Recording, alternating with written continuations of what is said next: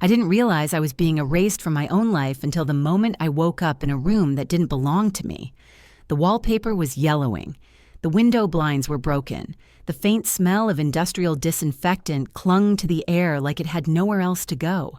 There was no family photo on the nightstand, no framed picture of my grandchildren, no warm blanket I had knitted with my own hands, just a sterile, quiet room, and a name tag on the door that read, Margaret Weaver.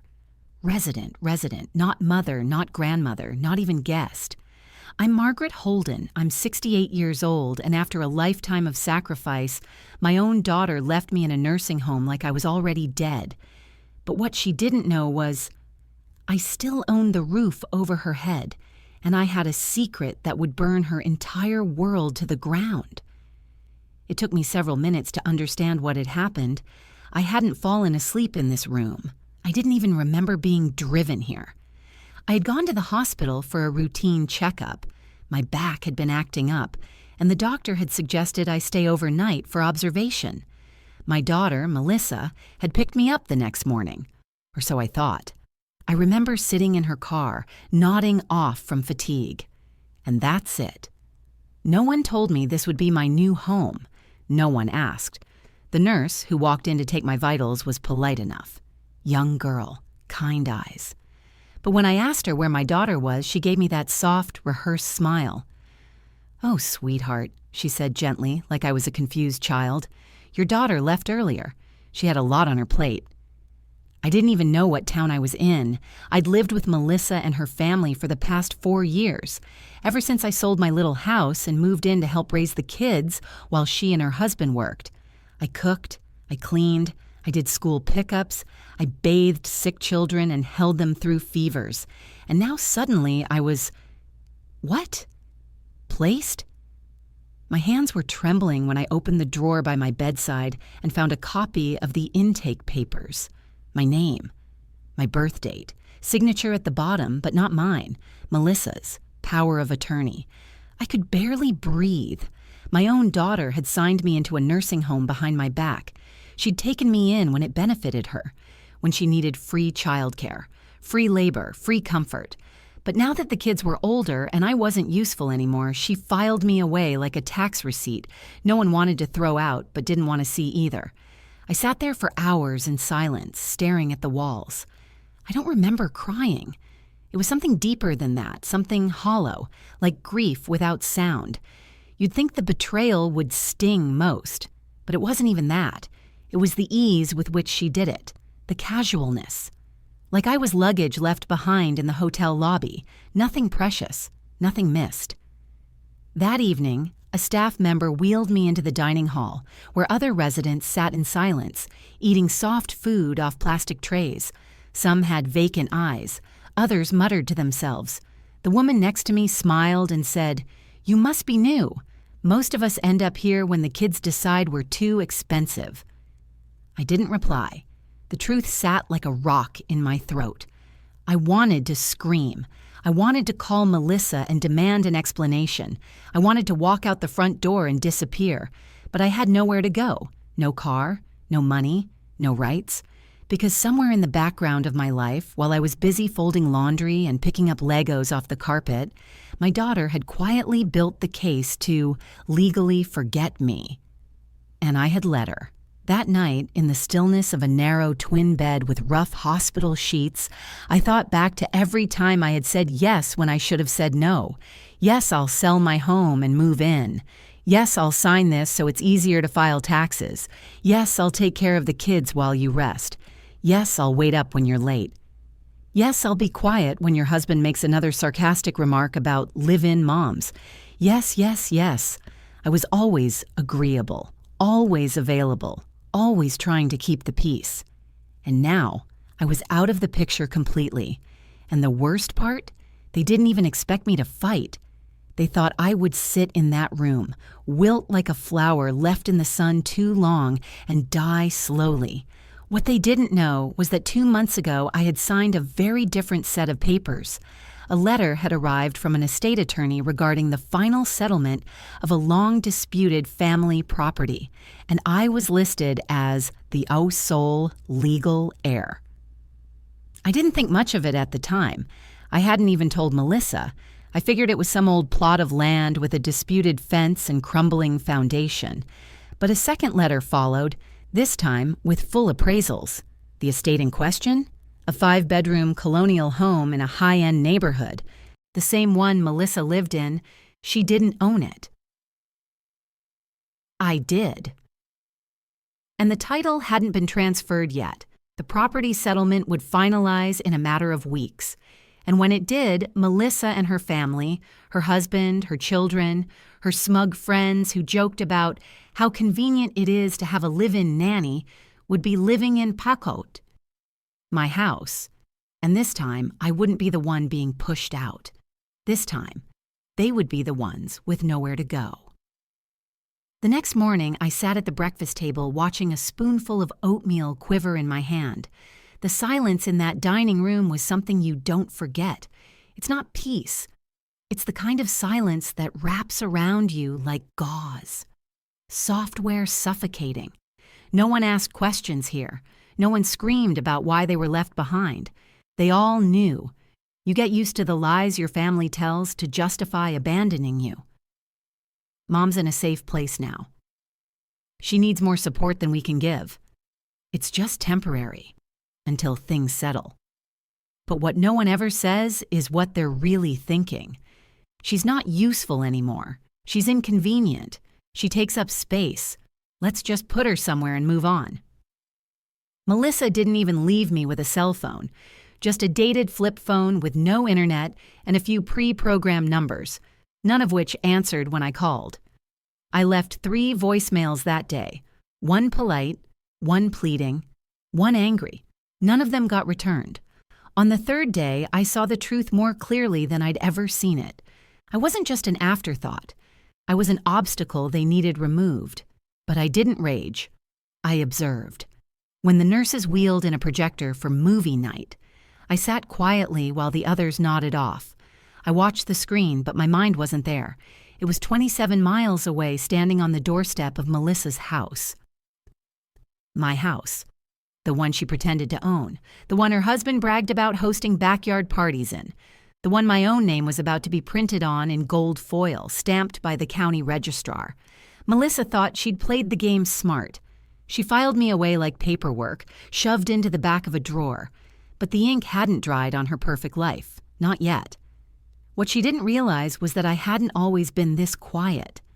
Once, before motherhood stripped me down to nothing but sacrifice, I was a woman who stood her ground, who fought back when things were unfair, who knew how to survive when everything crumbled. I had just forgotten her. But now, that woman was clawing her way back from under 30 years of servitude, and she was pissed. Later that week, I asked the facility coordinator, Janet, if I could have a copy of my medical and financial files. She gave me a look. Half suspicious, half sympathetic. I just want to keep my records organized, I said with a smile. Janet handed them over. I stayed up that night in my room, reading line by line. The dates, the signatures, the assessments. Melissa had checked the non-independent box on my forms, claimed I had memory lapses, said I was prone to wandering, all lies. But enough to justify full placement without a court hearing, given that she held the medical power of attorney. I had cooked full-course meals a week before being committed, babysat my youngest grandchild while Melissa went to get her hair dyed blonde and catch up with old friends. But I was the one they said couldn't be trusted alone. The rage I felt didn't roar. It simmered. It brewed into something sharper than anger. Resolve. The next morning, I asked to speak to the social worker on duty. I smiled sweetly and asked what steps were needed for a resident to check themselves out. Legally, not just emotionally. She blinked. You want to leave? Yes, I said calmly, sipping my watered-down orange juice. I'm not mentally incapacitated, and I'd like to initiate a voluntary discharge. There were forms. There were meetings. Melissa didn't answer a single call from the staff. No shock there. I waived the requirement for a family escort and told them I'd arrange for my own pickup.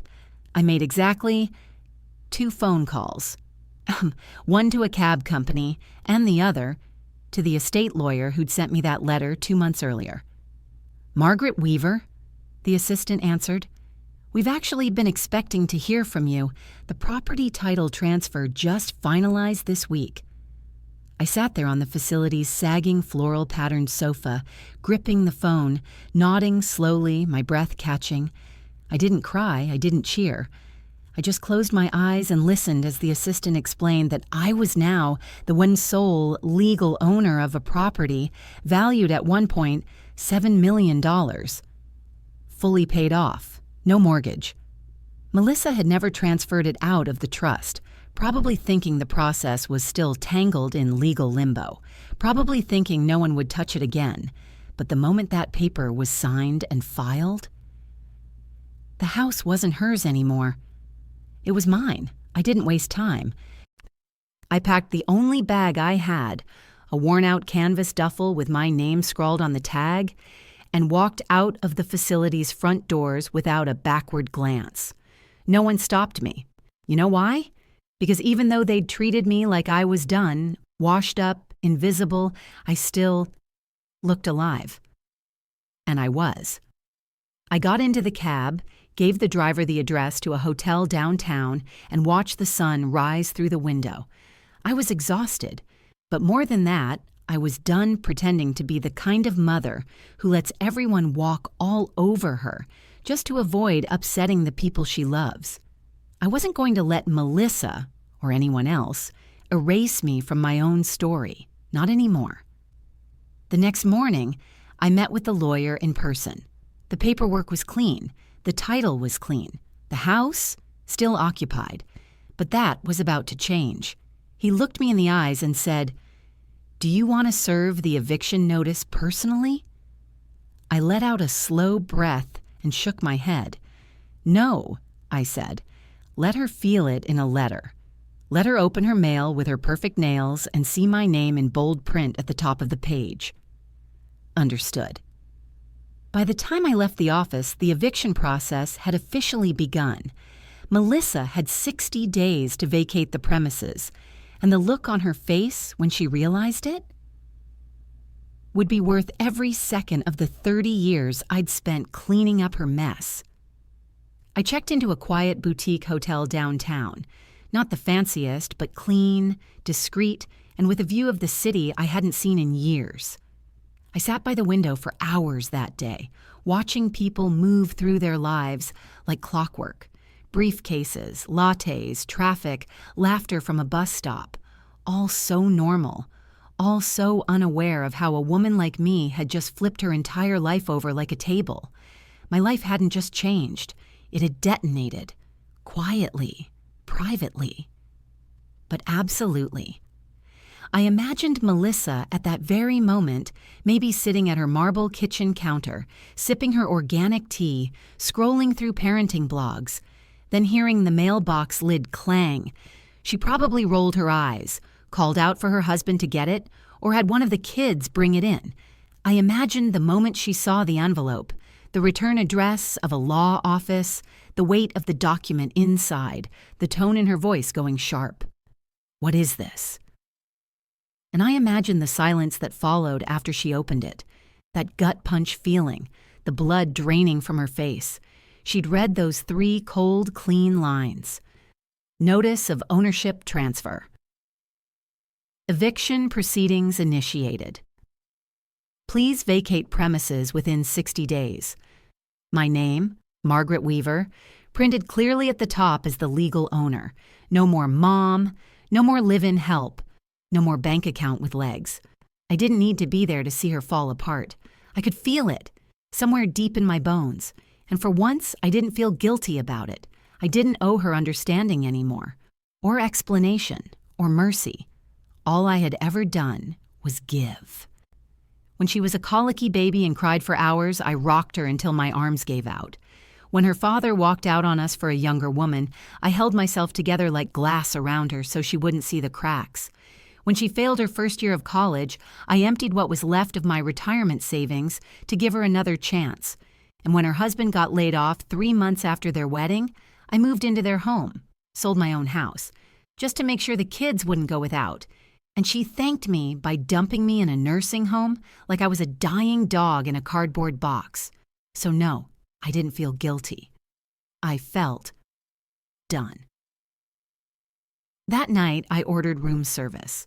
I'd never done that before, not once in my life. I had waited tables, scrubbed floors, washed sheets for people who lived like this, but I'd never once been on the other end of it. I sat on the edge of the hotel bed with a silver tray in my lap, sipping wine and eating salmon with lemon butter like I was born into it. It tasted like freedom. 2 days passed with no word. 3, then 5. Melissa didn't call, didn't text, didn't even try to reach out. But I wasn't surprised. She was never the type to confront things head on. No, she'd go quiet, stew in it, plot. Probably thought she could find some legal loophole. Probably thought she could charm her way out of it, cry to the right people. But she underestimated one thing. I had all the paperwork. I still had the trust documentation, the deeds, the tax records, even the written agreement her husband had signed back when they first moved into the property, agreeing to maintenance terms. Because the house was never legally theirs. It was in limbo. A family trust never finalized. And when the last family member passed away, that trust reverted directly to me. Melissa thought no one would touch it again. She thought she could fake ownership long enough that it became reality. But real ownership is ink on paper. And I had the ink. I had the paper. And I had something else, too. Patience. On the 7th day, the lawyer called. "She's responded," he said. Her attorney claims she believed she was the rightful heir and that her mother had relinquished all interest in the property years ago. I laughed so hard I nearly dropped the phone. "She thinks verbal gaslighting from a decade ago holds up in court," I said. "Let her try." "She's requesting a meeting," he added carefully, "to negotiate terms." "Terms?" "Yes. She's asking if she can buy the house outright from you, at a family discount." I let out a low, bitter chuckle. The audacity, the gall, the nerve of it. "She doesn't get a discount," I said coolly. "She gets a deadline, 60 days, not a second more." "I'll deliver the message." "Oh, and tell her," I added, "to kindly stop listing the house on Airbnb. I'll be checking the accounts tomorrow." I ended the call and leaned back against the headboard. For the first time in months, my chest felt light, like someone had finally taken their boot off of it. And still, there was a voice in the back of my mind. It sounded like my own. "You sure you want to do this? You really want to throw your daughter out of the only home she's known?" But I shut it down, because it wasn't her home. It was mine. And if anyone knew what it felt like to be thrown out of your own life, it was me. The difference was, I wasn't going quietly. The thing about silence is, it can mean 100 different things. It can be guilt, it can be denial, it can be planning or fear, or some twisted cocktail of all of the above. But in Melissa's case, silence wasn't her surrender. It was her strategy. For 2 weeks after the eviction notice, she didn't call. She didn't text. Not a single email. But I knew her better than she realized. She wasn't crying in a corner somewhere. She was stalling, calculating, waiting for me to flinch. What she forgot is that I'd already flinched for 30 years. When she dropped out of college, I said, "Don't worry, we'll find another way." When her marriage was falling apart, I said, "Don't leave him yet, maybe things will get better." When she asked if I'd sell my own house, the only place I'd ever felt safe, to move into hers and help raise her kids, I said, "Of course, that's what family does." I didn't fight, I gave. And when I ended up in a shared nursing home room with a woman who didn't remember her own name, whose kids hadn't visited in 4 years, it finally hit me. Kindness without boundaries becomes a shovel people use to bury you, and I was done digging my own grave. I walked into the bank that Monday with a folder thicker than a Bible and a fire in my chest that wouldn't burn out. The teller looked confused when I requested a meeting with the branch manager, but when she saw the numbers on the documents I handed her, the title deeds, the trust account, the family mortgage schedules, her eyes widened and she smiled like I'd suddenly become visible. That's the funny thing about money. It makes people listen. When the branch manager sat across from me, trying to maintain that polished, neutral tone, I leaned in. "I want a full record of the mortgage payments on this house," I said, sliding over the address. "From the past 10 years, every check, every transaction, whose name it came from." He tapped his keyboard, clicked a few things, then paused. "Well, it looks like all payments were made from a joint family account." "My account," I interrupted. He glanced at me over his glasses. "Technically, yes, you were the primary depositor." I smiled, slow and steady. "So I've been paying for a house that wasn't even listed in my name. And now that it is, suddenly I'm the villain for asking for it back?" He didn't respond, but the silence told me everything. I didn't need approval. I needed ammunition. And I was gathering it. That afternoon, I went back to the hotel and opened a folder I hadn't touched in years. It was one of those accordion files, the kind that expands like lungs when you pull it open. Inside were receipts, contracts, statements, old tuition bills, wedding deposits, grocery lists. Back when Melissa first moved in with her now husband, I had co-signed on a loan for their furniture, $12,000, never paid back. When her first child was born, I paid for the birth doula because her insurance wouldn't cover it. Even the fancy daycare, the one that touted bilingual immersion and charged more per month than I'd paid for rent my entire adult life, that came out of my checking account. It was all there, in writing, line by line, year by year, proof that I hadn't just raised her. I had bankrolled her. And what did I get in return? A room with cracked linoleum and a chair that smelled like bleach. A daughter who smiled in public and stabbed me in private. I didn't go inside. I didn't knock. I stood across the street watching the windows. The house looked the same from the outside. Same white shutters, same rose bushes I'd planted with my bare hands, same welcome mat I bought for her birthday one year. But something about it felt different. I realized in that moment I didn't want it anymore. Not like that. I didn't want a home that smelled like betrayal. I didn't want to repaint the walls with forgiveness. I didn't want to sleep in a room that remembered my tears.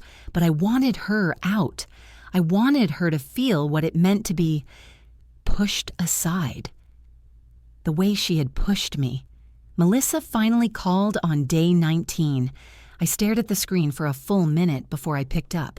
Her voice was tight, controlled, not quite angry. Not yet, but bracing. "Hi, Mom." It was the first time she'd called me that in weeks. Funny how convenient it becomes when someone needs something. "Melissa," I said flatly. There was a long pause. "So?" I got the notice. Another pause. A beat of silence designed to make me fill it. I didn't. I guess I'm wondering what this is all about. I could almost hear her eyebrows raised, that same smug tone she used when she thought she was the smartest person in the room. I stayed quiet. "You can't seriously expect me to move out," she said finally, her voice cracking just a little. "Where are we supposed to go? You think we can just up and leave with 2 kids and no warning?" I almost laughed. "You mean the way you dropped me in that nursing home? No warning." "That's different," she snapped.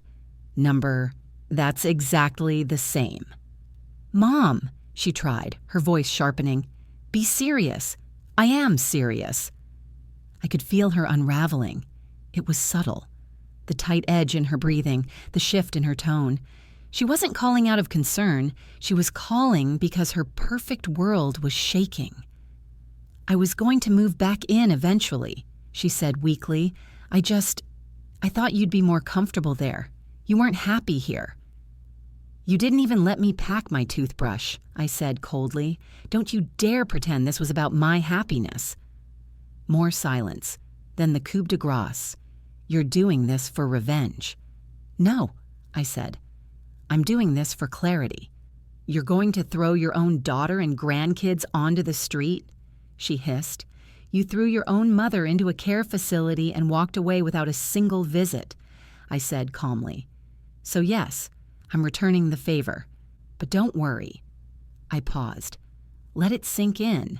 You'll have 60 days to figure it out. And then I hung up. By day 20, the mask had cracked completely.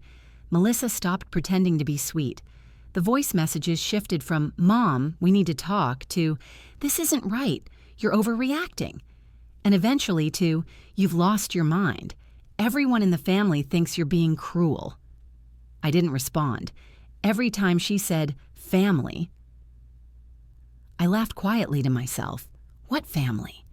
The one that showed up for birthdays but never called any other day of the year. The one that thanked me with hugs in public but whispered behind my back that I was overstaying my welcome. The same family that stood by while I was taken out of my own life, like I was a suitcase gathering dust? No. What she meant was her family, her husband, her children, the curated illusion of the picture-perfect suburban home she built on my sacrifice and then called hers. I owed that version of family a nothing. By the end of the third week, I started hearing from people I hadn't spoken to in years. First came Melissa's cousin, Tina, the one who never visited but always managed to send a text when she needed a loan. Hey, Aunt Margaret, just checking in. Heard things are a bit tense.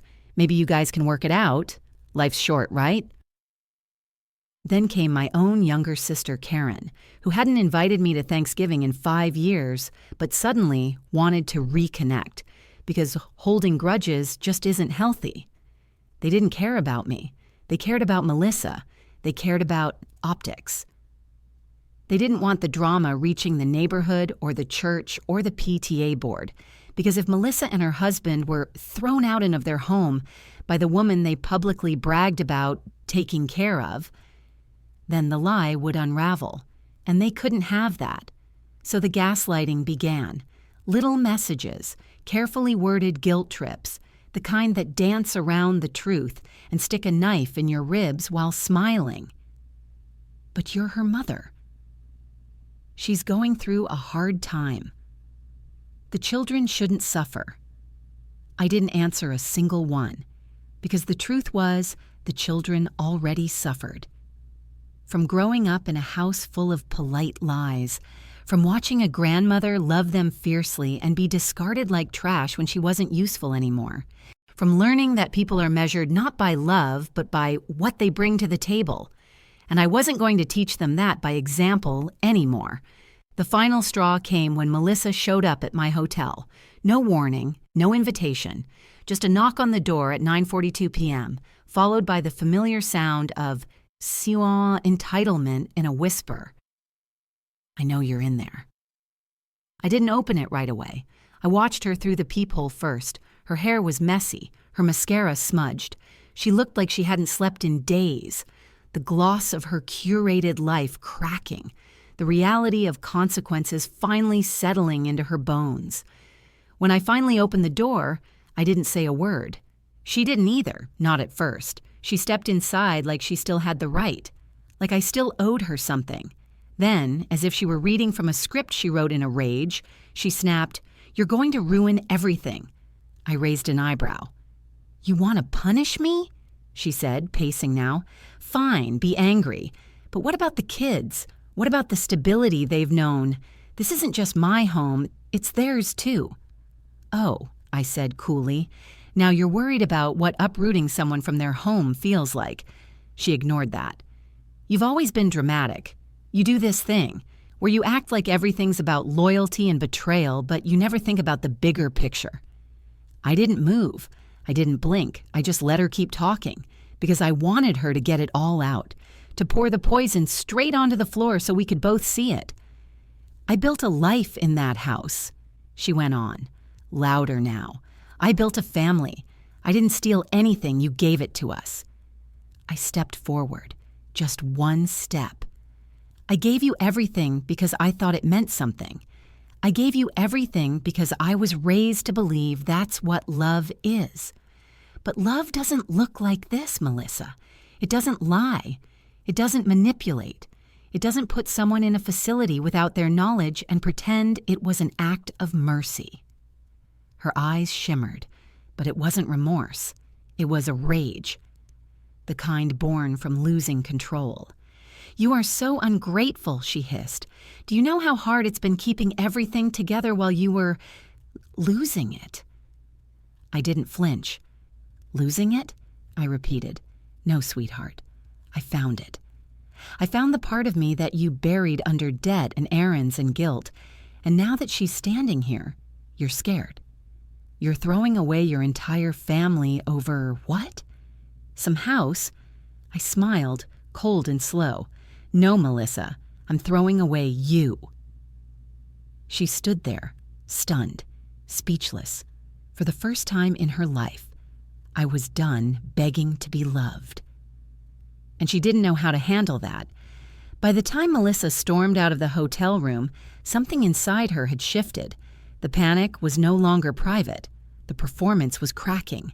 And panic, when cornered, gets louder. She hadn't just lost control of the house, she was losing the narrative. And she knew it. The next morning, I started getting calls from unfamiliar numbers. Most I ignored. But one voicemail played out with all the sweet venom of a practiced manipulator. Hi, Margaret. This is Rachel, Melissa's friend from the PTA board. I just heard some things and thought I'd reach out. Melissa's been really struggling lately. She says you've been through some difficult times emotionally, and maybe things just got a little confused. We're all praying for clarity. Hope you're doing okay. Clarity? I nearly choked on my coffee. Clarity would have been a phone call before they stuck me in a corner room surrounded by strangers and silence. Clarity would have been honesty, not forged signatures and selective memory. But Melissa didn't want clarity. She wanted cover. She had begun reaching out to everyone in her circle, painting me as unstable, as confused, as cruel. She told them I was bitter, old-fashioned, vengeful, and above all, crazy. The same daughter who left me in a $90 a day state-run nursing home was now spinning a story where she was the victim of my irrational spiral. I should have seen it coming. Melissa never took blame, not once in her life. When she wrecked her first car at 19, it was the manufacturer's fault. When she got fired from her first job, it was because her manager didn't respect strong women. When her marriage began falling apart, it was the stress from having to take care of me. She didn't own consequences. She dodged them. But this time, the truth was out of her control. It was no longer just whispered between sisters or twisted over brunch mimosas. The truth had a paper trail, and I was ready to show it. A week later, I met with a local real estate agent to begin preparations for listing the house. I didn't want to keep it. Not anymore. The walls were poisoned with memories I didn't ask for, but I would sell it. And this time, for my benefit, I told the agent everything, not out of spite, out of precaution. I want full transparency, I said, handing her a folder. There may be blowback. My daughter lived in the house under a mistaken belief that it was hers. She'll deny that, of course. She's already started doing damage control. The agent, a sharp woman named Alina, flipped through the documents. Clean title. You're the owner, she said without hesitation. Let her say what she wants. Buyers don't listen to rumors. They listen to paperwork. For the first time in weeks, I exhaled. Melissa didn't take the listing announcement well. She found out within hours, no doubt from one of her prying little spies. I don't know if it was her realtor friend, her yoga instructor, or one of the miserable Stepford moms she kept around like accessories, but someone tipped her off, and within 48 hours, the storm began. She went on social media with a cryptic post. a carefully staged photo of her holding her children close on the front porch with the caption, "Sometimes the people you trust the most betray you in ways you can't even process. Doing what's best for my family. Strength, faith, moving forward." It didn't take long for the comments to start rolling in. "You're so strong. Whatever's happening, you'll get through it." Sending love. "Some mothers just don't know when to let go." And there it was, the dagger. She'd weaponized motherhood against me, painted me as possessive, bitter, toxic, turned my boundaries into evidence of her righteousness. But the thing about building your reputation on lies?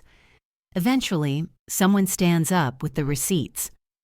I started my own post that afternoon. It was just a picture, one of the title deed documents with my name stamped in bold. I didn't tag her. I didn't mention her by name. The caption was simple. "Be careful when you write people out of your story. Sometimes they take the pen back." It spread faster than I expected. Within hours, old family friends messaged me privately. "Wait, that's your house? I thought Melissa inherited it. She always said you'd moved in with her for support." "Oh, did she? Interesting." So I wrote again. This time, a thread. I detailed the timeline. Receipts, bills, financial contributions, dates. I uploaded pictures of the invoices I'd kept for years, long before I knew they'd matter. I even included excerpts from the power of attorney that she had activated without my consent. But I didn't shout. I didn't rage. I let the facts speak for themselves. And the truth? The truth has a voice of its own. It's quiet but sharp, like ice breaking beneath your feet. One crack, and suddenly the whole illusion falls through. Melissa's curated image began to shatter. She deleted her first post, then her comments, then her account. People began whispering, not behind my back this time, behind hers. Some unfriended her, some distanced themselves, some said nothing, but silently watched as her story collapsed in real time. One person messaged me anonymously. "I used to think she was a hero for taking you in. Now I realize you were the one who gave up everything." They were right. I had given everything. And now, I was finally taking something back. It always happens the same way. When guilt doesn't work, they try shame. When shame doesn't work, they try fear. And when none of it lands, they panic. Melissa had reached that final phase. It started with flowers, delivered to my hotel room one morning without a card. Just a plain white box tied with a black ribbon and a note inside. "Can we talk?" I tossed them into the trash without hesitation.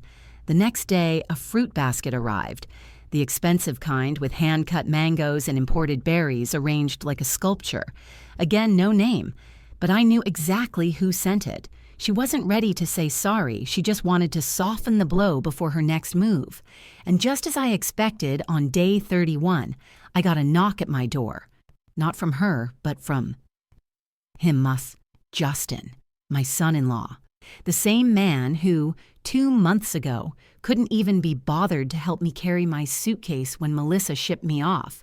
The same man who once joked at the dinner table that I should consider downsizing emotionally because older people don't adapt well to modern expectations. And now, here he was, dressed in business casual, face freshly shaved, wearing that fake humility he usually reserved for job interviews and charity auctions. "May I come in?" he asked, placing a firm hand on the doorframe like he still had any authority here. I stepped aside, not because I wanted him there, but because I wanted to hear what they were planning. He sat down like he was already leading the conversation. "Look," he said, sighing like the victim in a custody battle, "I know things got out of hand. Melissa's been emotional, the kids are confused, and you're obviously upset." I didn't say a word. He smiled, tight-lipped. "But there's still a way out of this." I raised an eyebrow. "Out of what?" "This situation. We sell the house, split the proceeds evenly.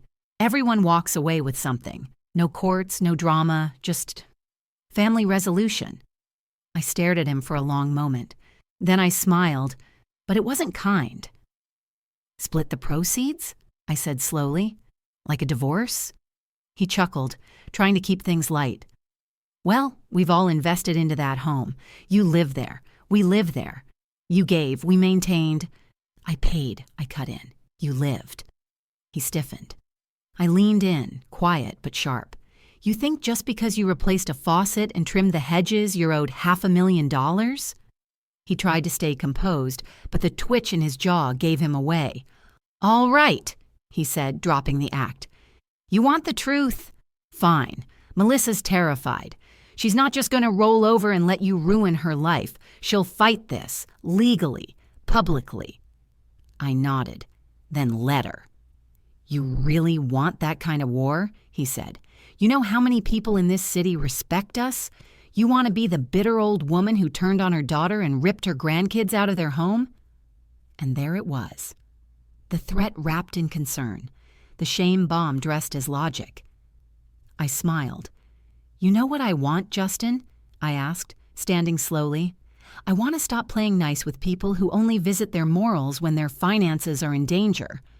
He stood up too, his charm slipping like a silk sheet off a rotting table. We can bury you, he said. Don't think for a second that we won't. I stepped closer, voice low, controlled. Then dig fast, because if you come for me again, I'll stop holding back. He froze. I haven't told Melissa everything yet, I added. There's one truth I've been keeping for 35 years. You push me 1 inch further, and I will bring it into daylight so bright it'll burn everything she thinks she knows about her life. His face paled. You're bluffing. You think so? I smiled. Try me. He left without another word. That night, I sat on the edge of my bed, staring at the wall, hands clenched in my lap. The weight of 30 years settled on my shoulders.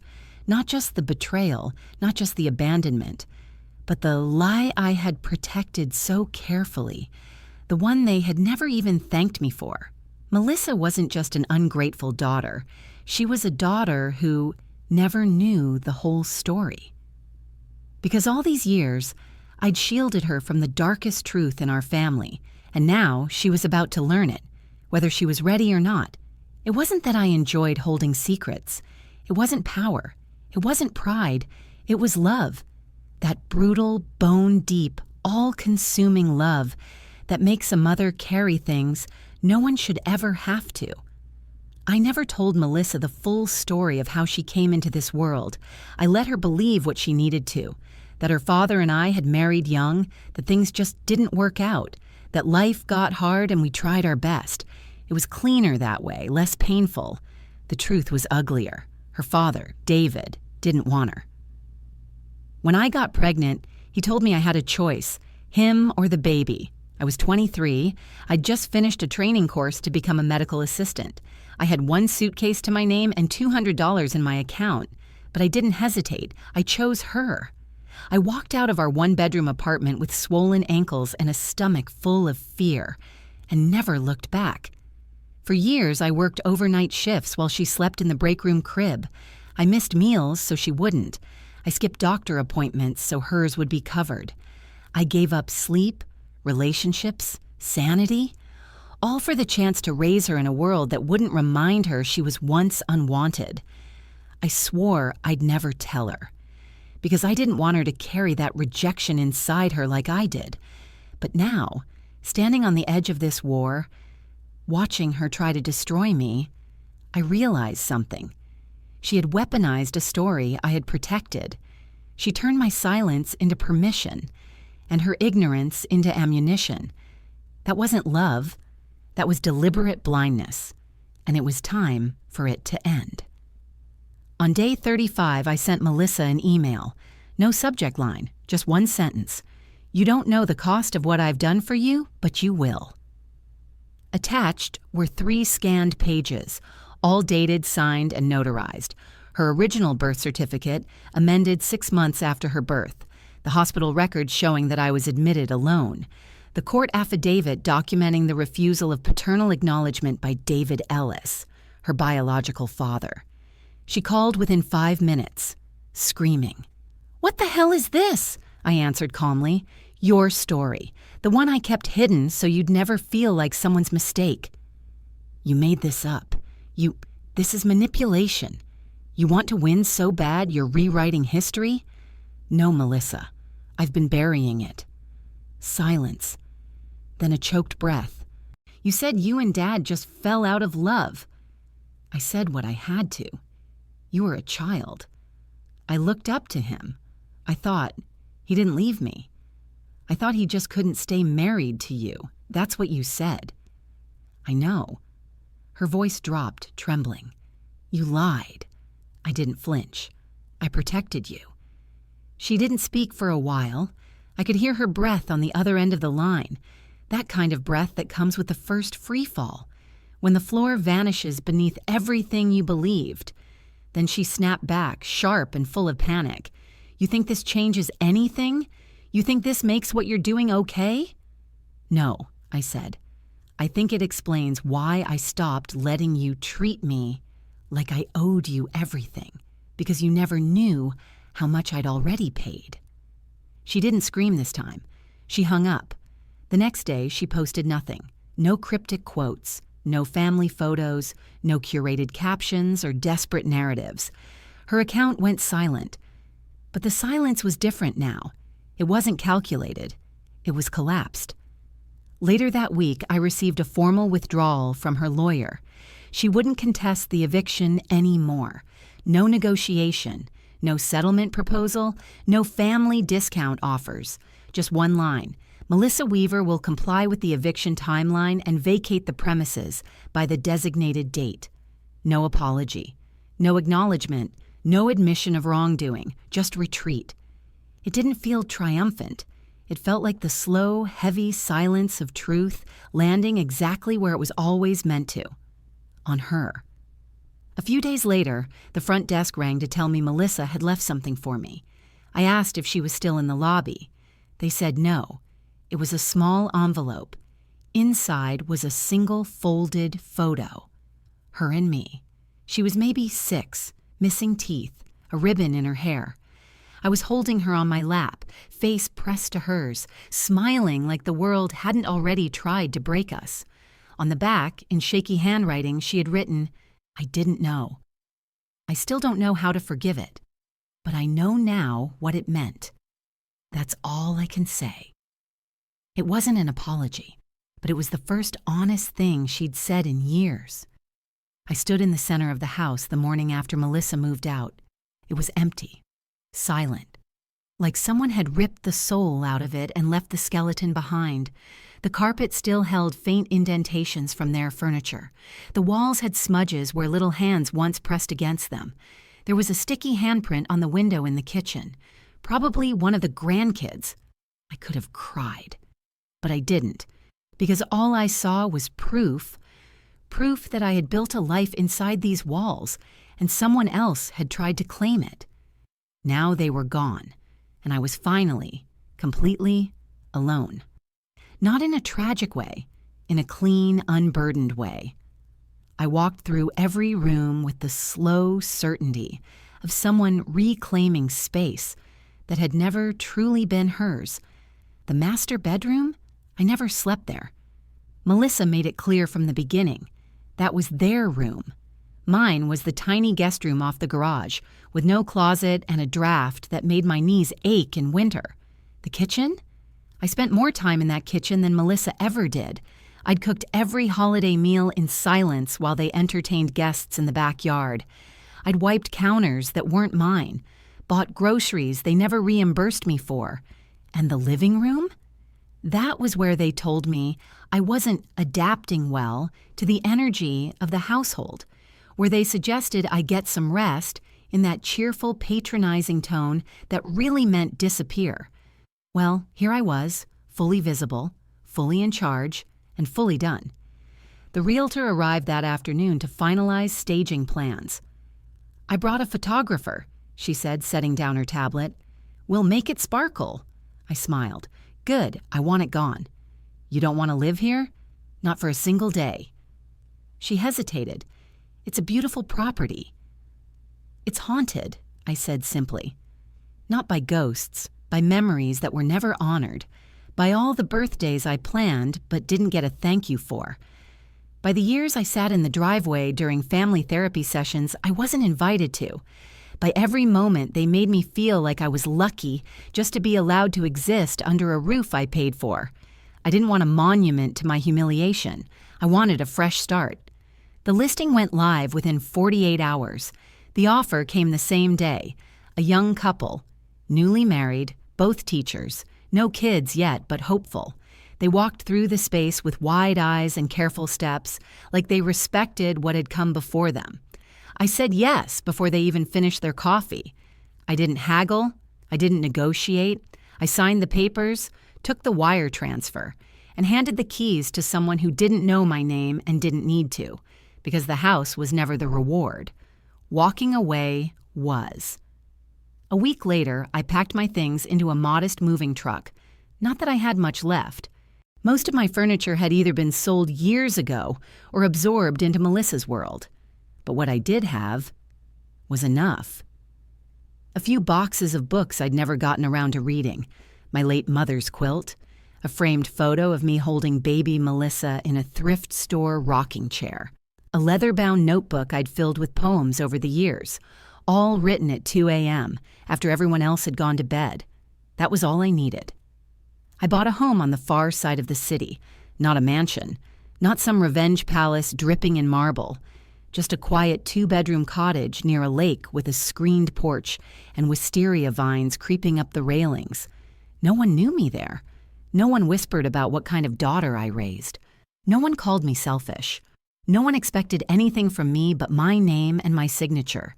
And that felt more luxurious than anything I had ever known. In the mornings, I made coffee just for me. I painted on the weekends. Terribly, joyfully. I watched ducks float across the water and thought about what peace feels like. Not in theory, but in practice. No one barged into my room. No one asked for help with errands. No one expected me to prove my worth. And for the first time in my entire life, I belonged to no one but myself. One afternoon, the realtor emailed me the final closing documents. The funds had settled. The property was officially sold. The house that had once symbolized my silence now stood as a reminder that I had finally spoken. I stared at the email for a long time, not because I doubted the decision, but because I never thought I'd get to be this version of myself, the woman who walked away, the woman who chose herself, the woman who still had chapters left to write. And as I sat there, watching the sunlight streak across the hardwood floor, I knew one thing for sure. They had underestimated the wrong woman. It's strange. The first time your phone doesn't ring on Mother's Day.